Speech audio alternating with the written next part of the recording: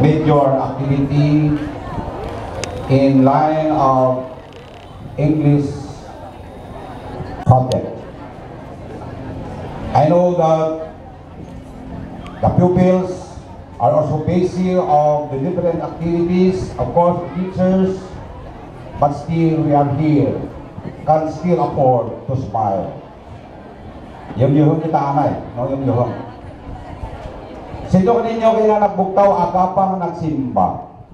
Okay, I know that you are very excited, no? Medyo malapyo to you. But still, again, as I said, we can still afford to smile. Let us smile.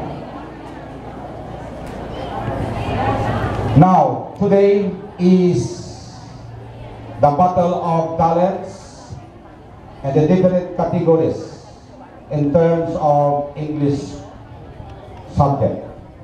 I know that you participants are the chosen few of your respective English teacher in your respective school. So I know that you will be doing your best. Teachers and pupils, because you are not there in your school, so you are here.